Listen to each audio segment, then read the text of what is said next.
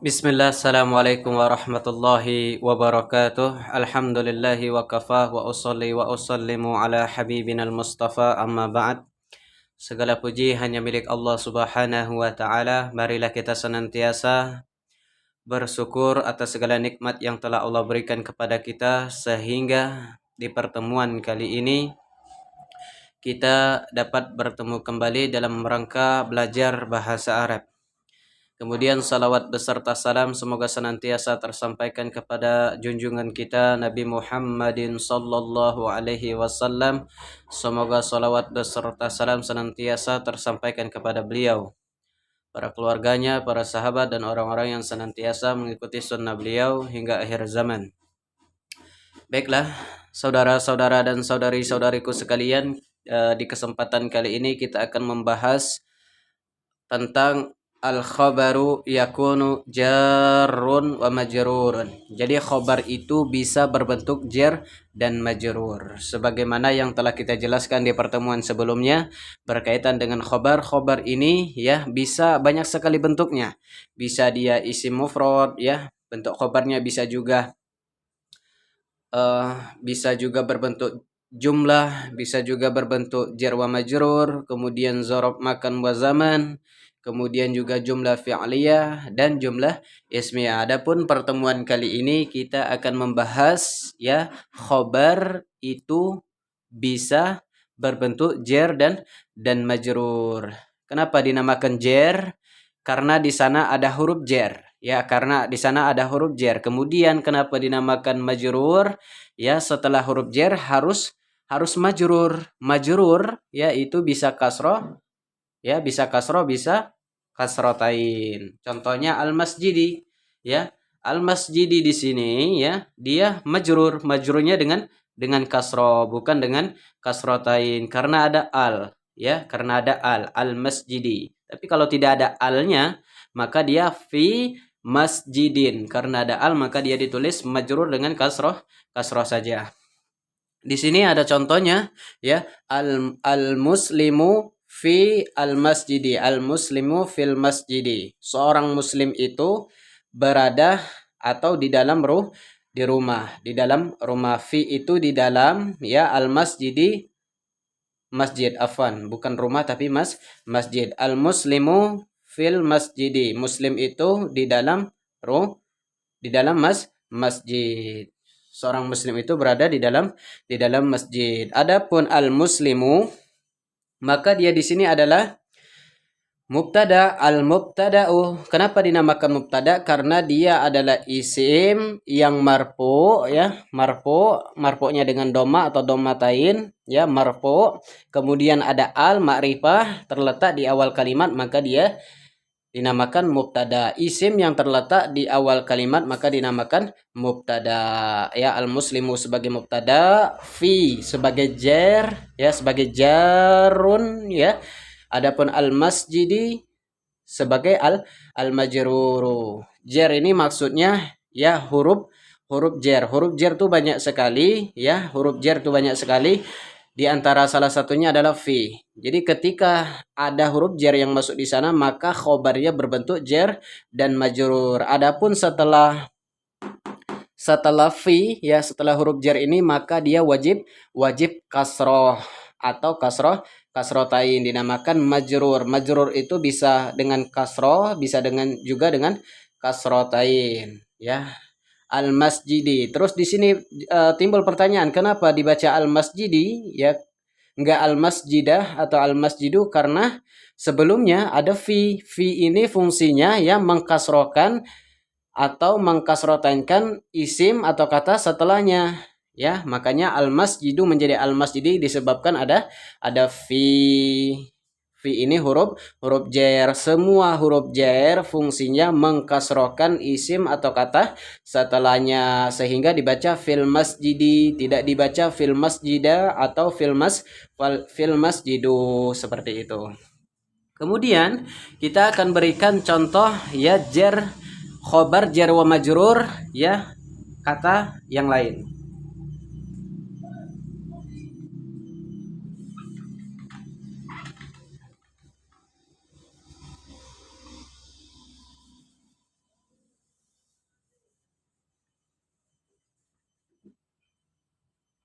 Di sini kita akan tulis ya. Kita akan tulis untuk mubtada'nya al-muslimuna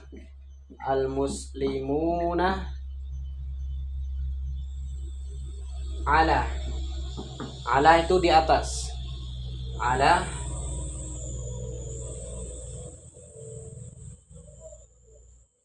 baitin. Baitin. Al-muslimuna ala baitin. Al-muslimuna sebagai mubtada, ala jarun ya, jarun. Kemudian baitin sebagai al-majrur ya, al-majrur. Al-muslimuna ala baitin. Orang-orang muslim itu berada di atas rumah. Allah ini bisa di atas, bisa berada. Sebenarnya bahasa Arab itu luas sekali, tinggal kita menyesuaikan artinya ya yang cocok. Kira-kira yang cocok mana? Jadi al-muslimuna ala baitin. Orang-orang muslim itu ya berada atau di atas rumah. Mungkin lagi jadi tukang ya, mungkin lagi jadi tukang. Al muslimuna ala baitin. Orang-orang muslim itu ya ada atau di atas rumah. Benari genteng ya. Nah, jadi di sini kita bahas lagi ya. Ala ini di antara salah satu huruf jar ya yang mengkasrokan isim setelahnya.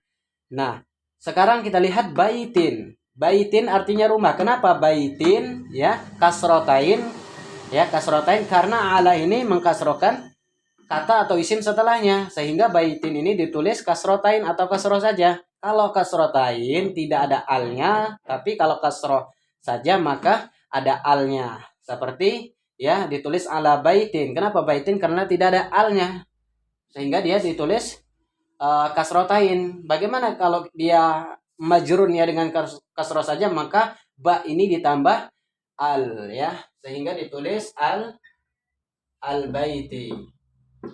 Al baiti ya, al baiti ada alnya di sini ya, sehingga ditulis al baiti,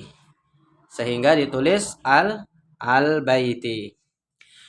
Al muslimuna ala baitin atau ala al baiti ya, tinggal dipilih saja. Kalau mau kasrotain maka hilangkan alnya, tapi kalau dia kasroh saja maka ditambah al ya, al baiti. Orang-orang muslim itu berada di atas rumah.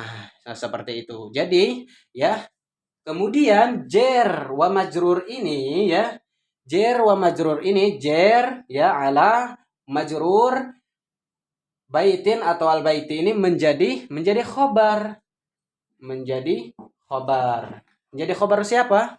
Ya, khobar muslimuna ya, al muslimuna, sehingga jar dan majrur ini menjadi khobar al muslimuna ya, ala baitin ya, ala jar baitin majrur, sehingga jar dan majrur ini ya jadikan satu kata sehingga menjadi khobar al-muslimuna. Khobar artinya penjelas dari mubtada, sehingga al-muslimuna menjadi jelas dengan menggunakan khobarnya ya. Dari sini sudah paham? Ya, mudah-mudahan dapat dipahami. Ya, jadi jar wa majrur ini ya sebagai khobar. Sebagai khobar siapa? Al-muslimuna. Al-muslimuna ala baitin au al baiti ya, orang-orang muslim itu di atas rumah atau berada di atas rumah ya, seperti itu. Jadi ala baitin ya khobar muslimuna ya, seperti ini. Jadi ini kita hapus dulu. Nah, ala baitin atau al baiti ini ya sebagai khobar ya, khobar al muslimuna, penjelas dari al muslimuna, mubtada al muslimuna, orang-orang muslim itu berada atau di atas rumah. Kita contohkan satu lagi ya yang berkaitan dengan khobar berbentuk jar dan majrur.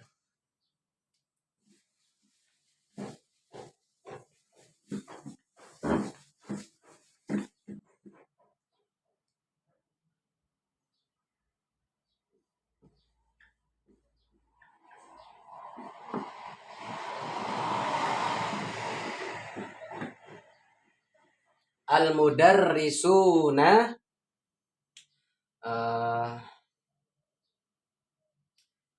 apa yang cocok? Minal madrasah. Madrasati.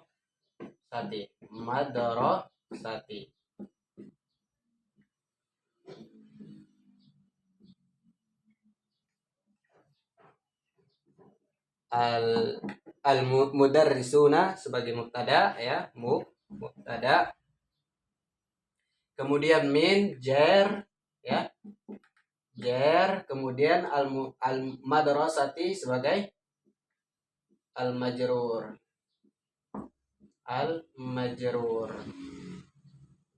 Baru jar dan majrur ini sebagai khobar mubtada.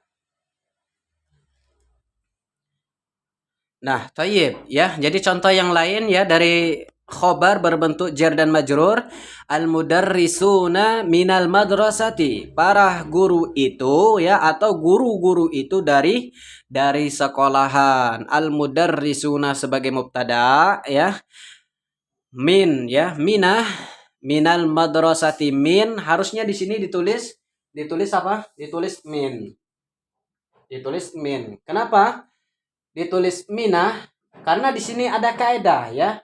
Kaidah asalnya tadi ya, sukun bertemu dengan sukun ya, maka salah satunya mengalah.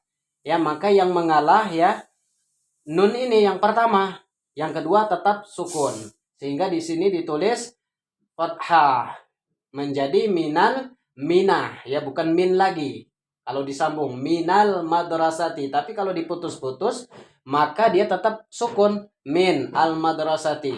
Untuk memudahkan maka ditambah fathah, sukun bertemu sukun menjadi fathah, minal madrasati ya.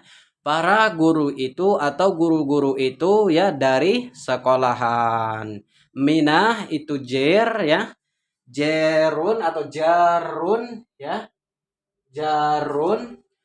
Kemudian al-madrasati sekolahan ya, al-majrur. Kenapa dia majrur? Karena ada min. Min ini salah satu huruf jar ya, mengkasrohkan isim atau kata setelahnya, sehingga jarun kemudian al-majruru ini satu kata ya, menjadi satu kata yang awalnya dua kata, min kemudian al-madrasati, kemudian menjadi satu kata ya, menjadi khobar mubtada ya, sehingga kalau ada khobar mubtadanya menjadi jelas, mubtadanya al mudarrisuna.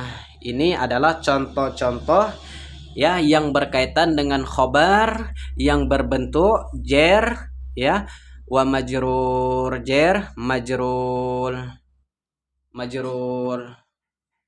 Ya, mungkin ini saja yang dapat Anda sampaikan pada kesempatan kali ini. Semoga bermanfaat bagi yang mengajarkan, kemudian juga yang belajar. Ya, terus belajar. Jangan lupa berdoa kepada Allah Subhanahu wa taala agar dimudahkan di dalam proses belajar bahasa Arabnya. Kita tutup dengan doa kafaratul majlis. Subhanakallahumma wa bihamdika asyhadu an la ilaha illa anta astaghfiruka wa atubu ilaik. Assalamualaikum warahmatullahi wabarakatuh.